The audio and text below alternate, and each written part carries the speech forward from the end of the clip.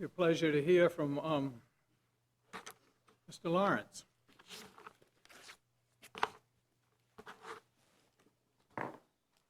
Good morning.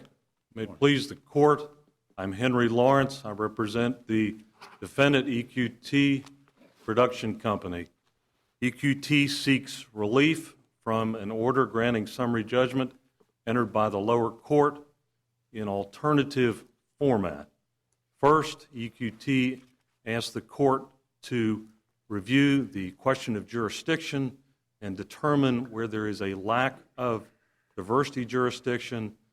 The matter should be remanded to the trial court with directions to enter judgment of dismissal where jurisdiction is not in existence. Alternatively, EQT asked the court to reverse the grant of summary judgment entered by the trial court and enter summary judgment in favor of EQT. Finally, EQT asked alternatively for the court, if it determines that summary judgment is not appropriate, to set aside summary judgment and remand the matter for further proceedings before the trial court on the issue of whether or not plaintiff Prima is a good faith bona fide purchaser. This matter centers around a title dispute arising from the recent developments of the Marcellus Shale in north central West Virginia. This matter stems and focuses on the issue of who owns the gas rights under a lease that was entered into in 1892. The parties do not contest that the oil rights under this lease are in favor of the plaintiffs, in favor of Prima and the other plaintiffs. Factually, in 1892, a lease was entered into between Mr. Blackshear and the South Penn Oil Company. That lease was an oil and gas lease provided for production of oil and gas from the mineral owned by Mr. Blackshear. Several years after that, 9 years after that, and 10 years after that, South Penn entered into indentures whereby they assigned the gas rights under this oil and gas lease to predecessors of EQT. Those assignments were not recorded. That gives rise to the issue that is before the court and was before the lower court. There is no requirement in West Virginia for documents conveying title to be recorded. However, if they are not recorded, then the court must look at whether or not the subsequent purchaser had actual notice, constructive notice, or inquiry notice of that transfer. Following the indentures in 1901 and 1902, there was an assignment or a working agreement entered into between South Penn and Hope Natural Gas Company. Under the terms of that working agreement, the parties agreed that they would jointly develop the 3,800-acre lease. If South Penn drilled a well that was a gas well, then South Penn would give the option to Hope Gas Company to take over operations of that gas well. Alternatively, if Hope drilled an oil well, then the option was offered to South Penn to operate that as an oil well. The working agreement between the parties outlined how they would jointly develop the acreage and how they would jointly drill wells, pay royalties, and produce oil and gas from that property. As I indicated earlier, the 1901 and 1902 indentures were not recorded, but they became the existence of those conveyances, those assignments became part of the legend and lore that existed among the title attorneys in north central West Virginia. Well, isn't the purpose of the recording statutes so that you don't have to go around and find people who have lived in the community for 70 years and ask them what they think about the title? the purpose of the recording statute is to provide notice when documents are recorded. There is no requirement that the documents be recorded to affect a conveyance. Is the law in West Virginia that if you don't have, if a document's not in the title, chain of title, and you don't know anything to put you on notice, that that title's no good? That you can be a BFP without having to do anything else? The law in West Virginia is when a buyer has reasonable grounds to believe that there is an unrecorded conveyance that previously conveyed the interest they are purchasing. So the test is there reasonable grounds to believe that there is an unrecorded document? If that arises, then the prospective buyer is required to use reasonable diligence to determine if a prior conveyance existed. What does legend and lore mean? That legend and lore relates to the unrecorded assignment of the gas rights from South Penn to Hope Natural Gas Company. And the legend and lore was that there existed... Is that a term of art in West Virginia title law, legend and lore, or is this just what you've, I think, accurately described in this case as the legend and lore of this title? I don't know the origination of the terminology. I have heard it referenced. I don't understand. I mean, I find myself with the same qualms as Judge Gney here, and the appeal seemed to me to have the potential of simply unwinding the efficacy of the recording statutes and the certainty that they bring to property holdings and property law. And I don't, one of the even more than contract and certainly more than tort, but perhaps even more than contract. Property law depends upon settled understandings and a degree of precision and certainty about who owns what. And maybe this is a simplistic way for me to look at it, but TransEnergy or Prima seem to have an unbroken, legally recorded chain of title from 1892 to the present. And you come in there with a wild deed, which is untraceable to the plaintiff's recorded title.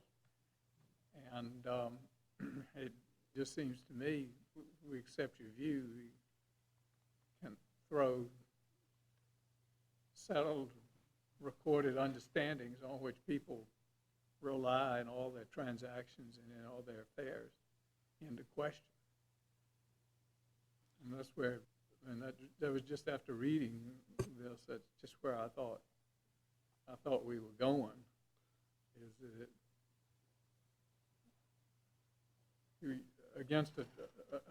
against an unbroken, legally recorded chain of title, you're just throwing in some hearsay and a wild deed. Your Honor, that is one way of looking at this. We contend that the legend and lore and the actual document that was recorded put the plaintiffs on notice that their acquisition was of oil rights only. And the West Virginia Supreme Court, the Northern District of West Virginia, in recent decisions have noted the bona fide purchaser inquiry, the due diligence requirement, that if there is an unrecorded document, well, that... Even if we went that far with you, why wouldn't Prima be a bona fide purchaser here? I mean, the district court found, it was a factual matter that it did its due diligence. It did a public record search and had its agent, the lawyer, I think his name was Mr. Starkey. He actually visited courthouses and reviewed the documents, and then they visited the Blackshear lease itself.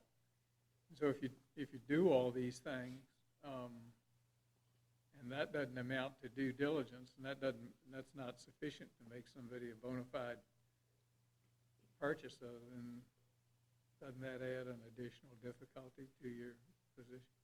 We don't believe that it does, Your Honor, because the same Mr. Starkey, in a subsequent assignment from the same client, found the very deeds, found the very instruments that conveyed the gas rights to EQT. He testified that he did an abbreviated, essentially a bare bones review to determine if the lease had been transferred, the leasehold rights had been transferred from Pennzoil to Cobham. When TransEnergy and Prima were preparing to drill a $6 million Marcellus well, he then discussed with his client the legend and lore and did a complete title search, at which time he found the severance of the oil and the gas interest. We also submit that the due diligence, the court in looking at the due diligence, must look at the actual document that was recorded in the conveyance from Pennzoil to Cobham. The lower court... I thought that the document which transferred I'm thinking about I guess it's the 1996 memorandum that transferred the interest from Pennzoil, which was the direct successor in interest to South Penn, and then it transfers it to Cobham. And I was under the impression, just from reading that it transferred both oil and gas rights, that 1996 memorandum from Pennzoil to Cobham transferred both sets of rights. Your Honor, the lower court agreed with plaintiffs in that regard, but the lower court did not address the specific language that's in the memorandum of assignment, wherein Pennzoil... Specific language is that it conveys all right, title, and interest. Correct. And that's pretty much the whole kit and caboodle, isn't it? All right, title, and interest it may have in and to certain oil and gas leases, and 90, it was changed to 88 wells. And then it references Exhibit A and Exhibit B. The court below said the reference to oil and gas leases necessarily meant that the gas rights were transferred with the oil rights. But if you look at the exhibits, the court said Exhibit A pertains only to the leases, Exhibit B pertains only to the wells. There is no such labeling on Exhibit A or Exhibit B, and specifically, the only reference, the memorandum says conveys the right that Pennzoil may have. The only reference in either of the exhibits to right is in Exhibit B, which lists both the leases and the wells under the column that is entitled Rights for the Black Shear for this specific lease. This document specifically says oil, indicating that the rights conveyed under the lease, under the oil and gas lease, the rights conveyed by Pennzoil were only the oil rights, because that is all it had. In 1901 and 1902, it had conveyed away the gas rights.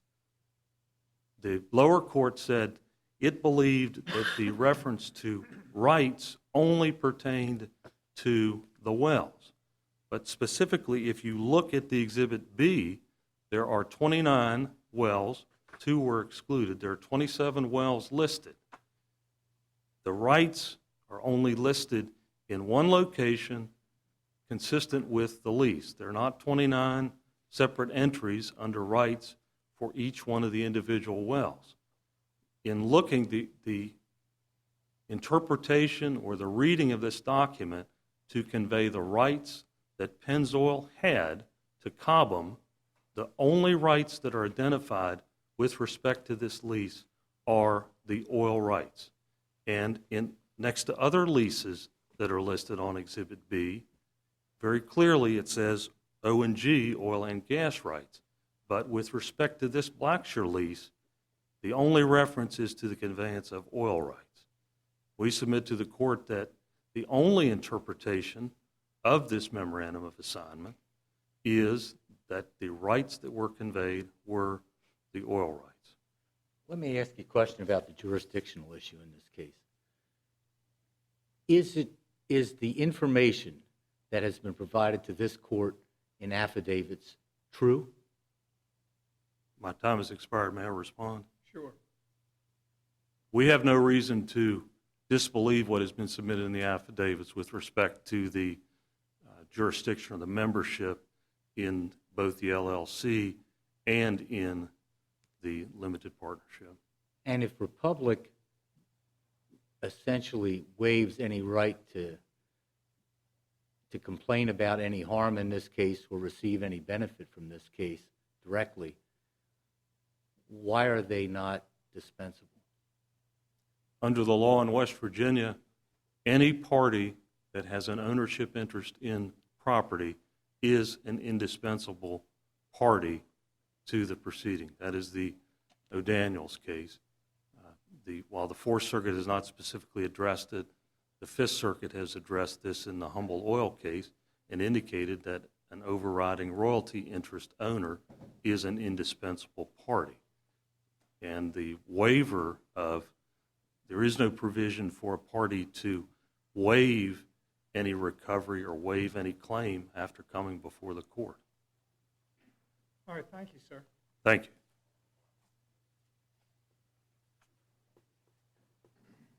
Mr. Ho, be pleased to hear from you, sir. Good morning, Your Honors, and may it please the Court. I represent just the two Republic entities. These are the only parties whose citizenship has been put at issue. So I will just briefly argue jurisdiction. My colleague, Mr. McMillan, will argue the remaining merits issues on behalf of all four plaintiffs. EQT lost in federal court, so it wants to throw out that entire judgment and start all over again in state court based on a jurisdictional issue that is easy to cure and prejudiced absolutely no one. Is this the first time it's come up? Yes. Well, there have been a number of courts. I mean, it's essentially what happens is sometimes a party loses a case and then they come up and raise a jurisdictional issue. And very often dealing with complete or incomplete diversity. And it's almost like sort of seeking a dismissal of the case long after the time for dismissal has expired. And a lot of courts have said, you know, when the parties have put this much effort into a case, the district court has put this much into a case, and something has gone on for this long to try to go up on appeal after you sort of sandbag the district court and raise the jurisdictional issue. We're not just going to throw out all that effort and unwind the clock, make the state courts sort of go through it and add to their burden and everything. At a certain point in time, a bit of practicality takes over, does it not? Absolutely, practicality must take over. As Your Honor has noted, as Judge Gregory has noted, and many other members of this court have noted, what they're asking for, this dismissal of the entire case, is, and I quote, a drastic remedy which should be only employed sparingly. And there's no need for that drastic remedy here. It's very easy to cure this jurisdictional issue. Just two steps. You dismiss REV under Rule 21 because REV is not indispensable under Rule 19b, and then you can amend the complaint under that undisputed affidavit. Courts do approach this type of situation with a very forgiving posture. The Supreme Court noted in Provident Bank that under Rule 19 we reject an inflexible approach and instead favor pragmatic considerations. Likewise, in Newman Green, the Supreme Court said that we favor, under Rule 21, favor dismissal of specific parties rather than the entire case because we don't want unnecessary and wasteful relitigation for the sake of hypertechnical jurisdictional purity. We would submit that three aspects of this case make this particularly easy for avoiding this drastic remedy that EQT wants. First, the key issue in all of these cases that we've talked about that Your Honor's referred to is the lack of prejudice. REV will not be prejudiced by being removed from this case. To the contrary, REV is asking to be removed from this case. Nor will EQT be prejudiced by removing REV from this case due to res judicata. REV agrees that its interests are fully represented, fully protected by RP, by the partners, so it's bound by the judgment and is stopped from asserting otherwise in a future case. Moreover, you can bulletproof this result simply by dismissing REV with prejudice, if you want, exactly what the Supreme Court endorsed in Newman Green.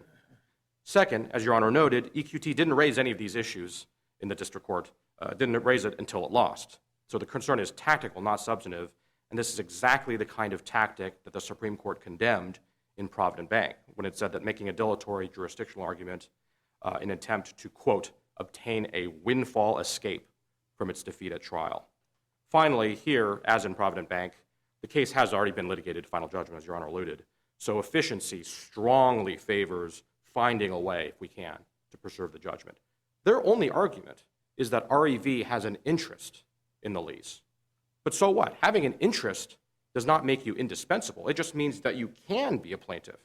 It says nothing about whether you must be a plaintiff under 19A, let alone whether your unavailability shuts down and requires dismissal of the entire case under 19B. The issue is not eligibility to be a plaintiff, but indispensability. I think we understand you on this. Thank you, Your Honor. If there are no further questions, then.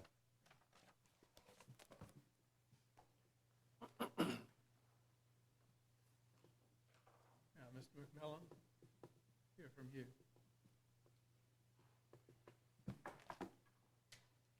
Good morning, Your Honors. May it please the Court. My name is Stuart McMillan, and I represent the appellees in this case. Your Honors, Judge Stamp got this absolutely right when he quieted title in this case. This case had been pending for 2 years or 18 months, and he looked and did what you do in a quiet title action. He looked at the respective parties' chains of title. He ran title for each, and he found that the appellees from 1892 had an unbroken, clear chain of title that gave them the rights to oil and gas Blackshear lease. The court noted where EQT got its interest, noted that it was from a unrecorded 1902 indenture.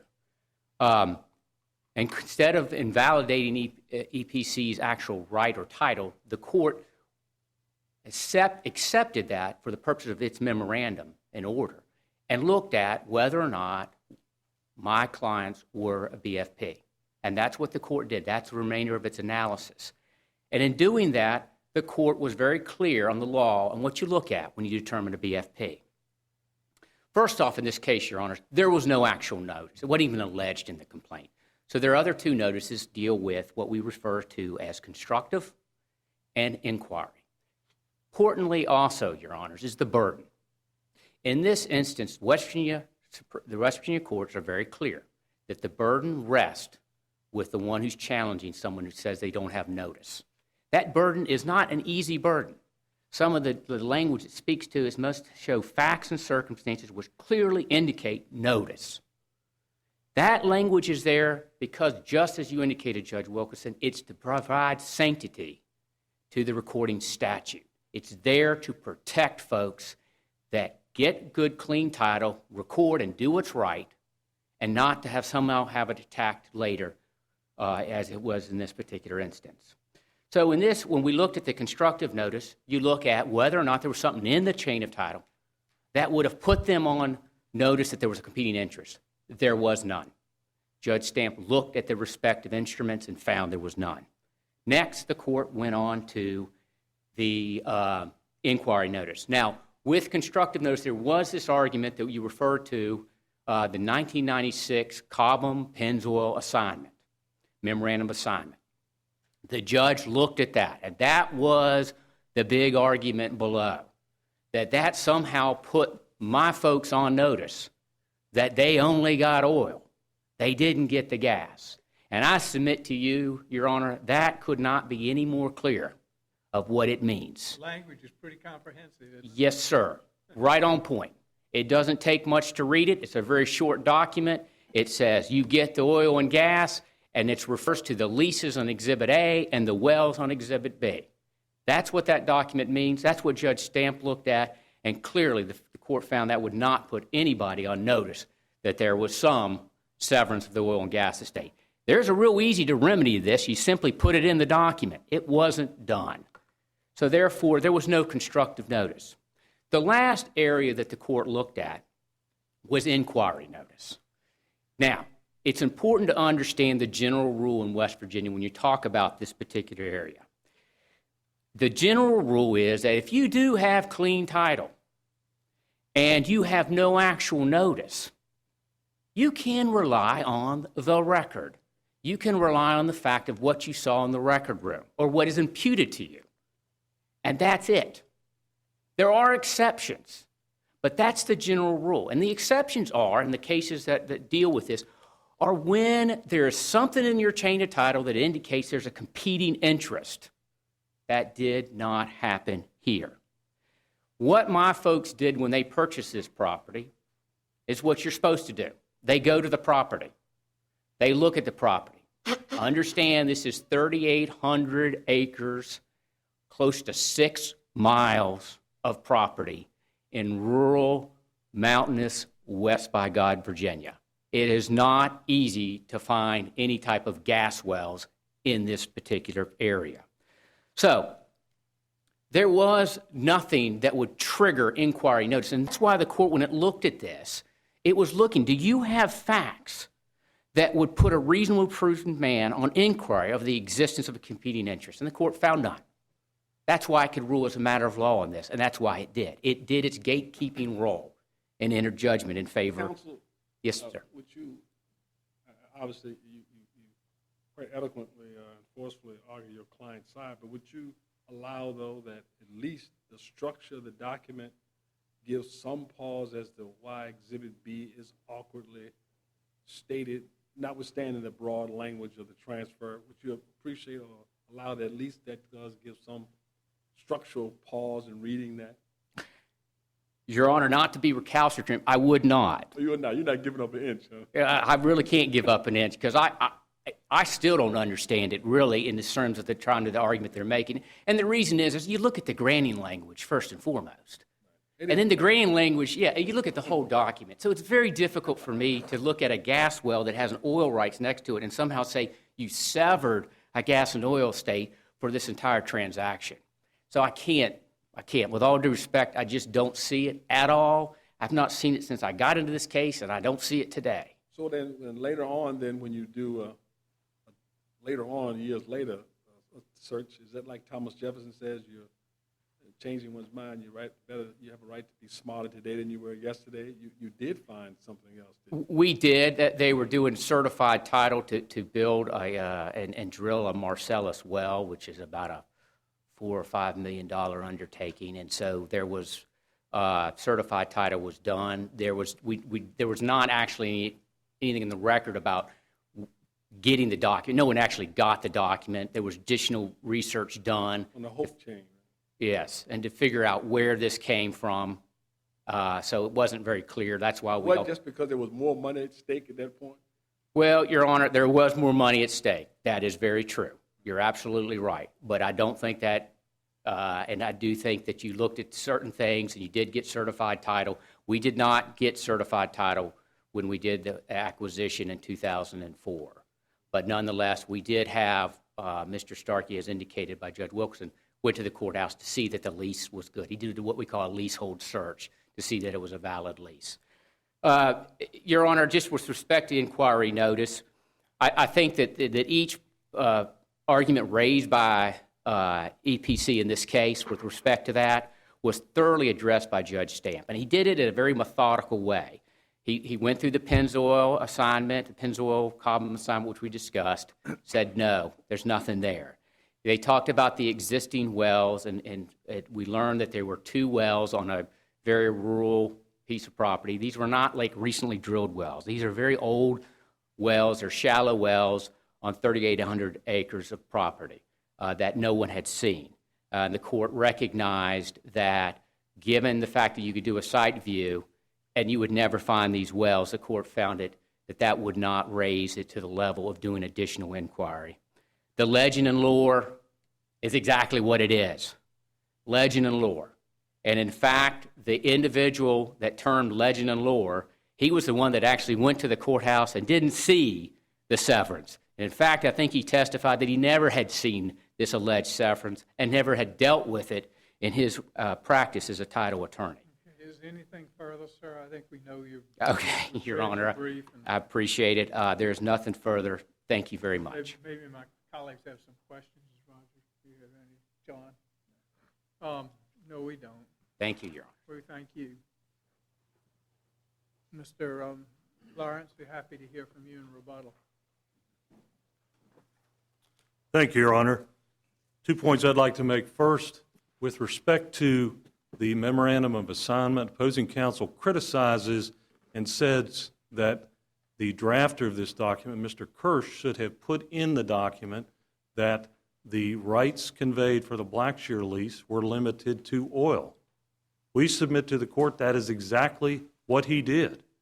In the granting language, it could not be clearer. The granting language says, sell, transfer, assign, and convey unto assignee all right, title, and interest it may have in and to certain oil and gas leases. On Exhibit B, the only reference in this document to rights conveyed with respect to this Blackshear lease, it does not say O&G, it does not say oil and gas. This document, this conveyancing document, indicates that the rights that were being conveyed by Pennzoil for the Blackshear lease were the oil rights. Under this document by which plaintiff claims title, it is made crystal clear by the drafter the only rights being conveyed in the lease were the rights to the oil. And we submit that the lower court was in error when it rejected the very provision put into the document by the drafter of the document. The second point is with respect to the inquiry notice. 2 cases that we've noted for the court. One is a 2012 case from the West Virginia Supreme Court. In that case, the court was dealing with an unrecorded interest in a surface piece of property. And the court said the purchaser was not a bona fide purchaser who took the title free from this unrecorded interest. The court said, based upon the due diligence that should have been performed and could very easily have been performed by the purchaser of the property, when the purchaser failed to do that, they did not qualify as a bona fide purchaser. Judge Keeley? Inquiry notice concept, I understand it's a part of West Virginia law and everything, but it makes me a little bit nervous. It's sort of like constructive discharge. It means there's no actual discharge, and then they use the term inquiry notice because there was no actual notice. You can go a little bit far with that. We certainly recognize that, Your Honor. We're not asking you to do that. We're asking you to look at exactly what Mr. Starkey did. When the stakes were increased, when a well was going to be drilled. He performed a title search, and he visited this property. He went around the courthouse, and Judge Stamp made a finding that, he'd performed his due diligence. But how did he find it the second time? We submit that he did not do his due diligence. There were no additional factors that were available to him the second time. The second time, he simply testified that he actually did a full-blown due diligence. We submit he closed his eyes to that the first time around, and he was obligated. He did not meet his due diligence standards. He ignored the legend and lore. He knew in 2004 that the legend and lore indicated that the oil and the gas estates had been separated. He made no inquiry, even though he knew Mr. Kirsch, who drafted the 2004 assignment. He made no inquiry to him of what was intended by that or whether there were unrecorded deeds. I don't know, counsel. You got a lot to deal with in this case. The opposing party does have an unbroken chain of title, and it was recorded, and you're coming in with a wild card. And you've got that 1996 memorandum, which, as far as I can see, I've heard the various views on it. As far as I can see, it doesn't split off oil and gas rights. And then you've got a finding on the part of the district court that Mr. Starkey did conduct due diligence. And I'm not all that sure what more he could have done. Just seems like you got a lot to contend with, let a lot of winds blowing against you. But, Your Honor, the 1996 assignment very clearly says under the rights that were conveyed for this lease that it was limited to oil. It did not say oil and gas. That alone was sufficient notice that should have caused Mr. Starkey, based upon the other information that he knew, to perform the same level of title search that he did later. My time has expired. May I conclude, Your Honor? We thank you, sir. Thank you. We'll come down and shake hands with